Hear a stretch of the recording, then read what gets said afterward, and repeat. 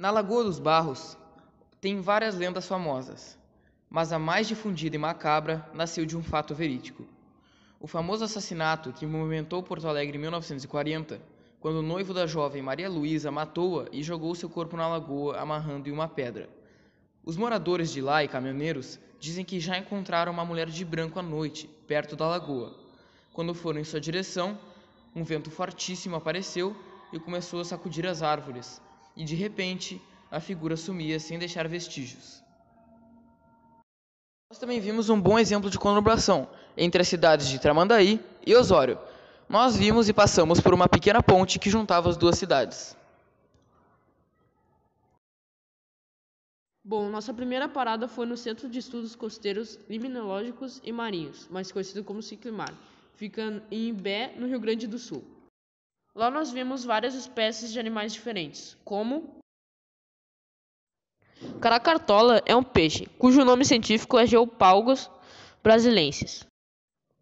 O jabuti é um réptil, que vive em média 80 anos, mas, porém, pode passar dos 100. O pinguim é uma ave característica do hemisfério sul, especial na Antártida e ilhas dos mares austrais, chegando à Terra do Fogo, Ilhas Malvinas e África do Sul. As toninhas são mamíferos. Elas são animais carnívoros e se alimentam maioritariamente de peixes pequenos. As anêmonas do mar são cnidários. Elas utilizam o tentáculo para capturar seu alimento. As focas são mamíferos. Também são carnívoras e se alimentam de peixes e cefalópodes. Geralmente, elas se reproduzem em colônias. O tigre-dente de sabre, ou Smilodon, é uma espécie extinta.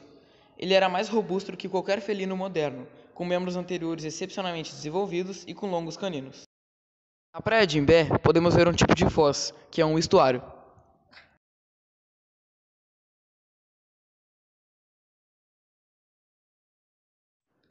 Bom, indo ao restaurante, nós conseguimos ver várias atividades econômicas. Inclusive, o restaurante é uma delas, que é um restaurante bem tradicional da região e já tem uma cultura bem grande.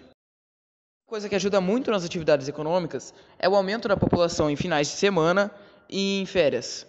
Em Tramandaí, por exemplo, a quantidade de habitantes fixos é de 50 mil. Em época de veraneio, a população sobe para 500 mil habitantes, assim gastando mais e ajudando mais na economia do local.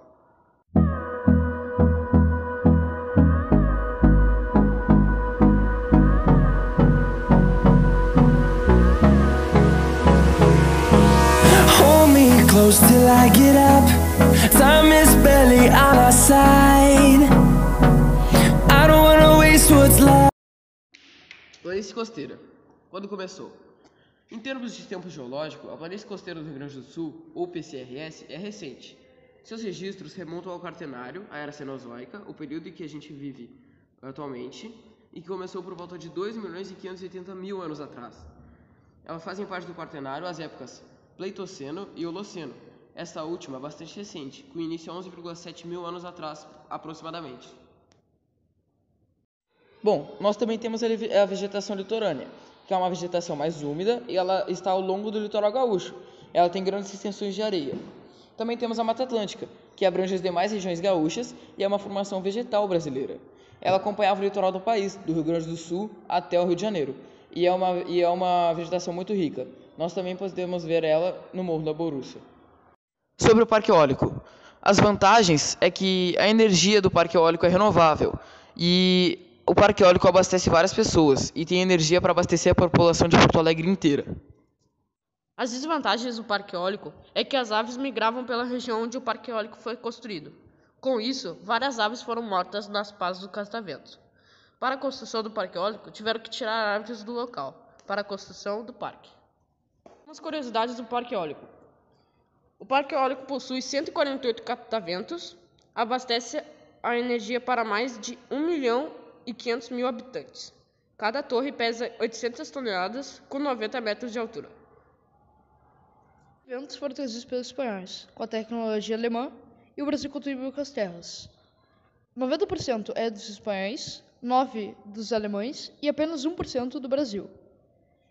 O nome do grupo que trouxe os cataventos é Helecouro. Demorou 1 ano e 3 meses para apenas 25 cataventos serem construídos. Morro da Borússia. Área preservada ambiental, pois é o início da Mata Atlântica. Possui mais de 6.000 espécies. Ocorre corrida de bicicletas no morro, todo ano. Planalto Meridional. O Planalto Meridional se localiza na região sul, oeste da região sudeste e extremo sul da região centro-oeste do Brasil. Essa região é banhada principalmente pelas águas dos rios Uruguai e Paraná. Características principais. Ele é formado principalmente por terrenos sedimentares, possui uma inclinação leve em direção ao oeste, no rio Paraná, e de acordo com as suas características, a gente pode dividir o Planalto Meridional em duas partes. A depressão periférica, que é entre o Planalto Atlântico e o Planalto Arenito-Basáltico, há a presença de terrenos recobertos por arenito. Essa área é conhecida como depressão periférica. Exemplos são o Planalto dos Campos Gerais, no Paraná, e a Depressão Central, no Rio Grande do Sul.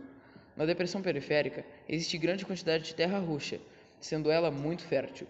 A depressão periférica parece muito com o fundo de uma canoa, ou vale, pois é decaída entre duas áreas de planalto. E também tem o Planalto Arenito-Basáltico, que é formado por camadas intercaladas de lavas basálticas e arenitos. Bom exemplo é a Serra Geral, em Santa Catarina. As costas. Entre o Planalto Atlântico e o Planalto Arenito-Basáltico existem as costas. É uma forma de relevo assimétrico caracterizado pela presença de paredões abruptos. E a Serra Geral, que é a mais importante formação geológica do Planalto Meridional, presente nos territórios do Paraná e de Santa Catarina. Ela possui altitude média de 940 metros, e ela foi formada há milhões de anos, a partir de grande atividade vulcânica e derramamento de lava. Toda a fachada leste do estado é ocupada pela planície litorânea, que consiste em terrenos arenosos com cerca de 500 km de extensão no sentido nordeste e sudoeste e largura muito variável. Os areais se desenvolvem tanto nas margens orientais quanto nas ocidentais das lagoas dos Patos e Mirim. Essas lagoas apresentam um desenho característico, com recorte lobulado em virtude das pontas da areia que de uma e outra margem se projetam para dentro delas. Ao contrário de que acontece no interior das lagoas, a linha da costa apresenta traçado regular. A planície litorânea é constituída pela justa posição de cordões litorâneos, restingas, que às vezes deixam entre si espaços vazios ocupados por lagoas alongadas ou banhadas, antigas lagoas comatadas.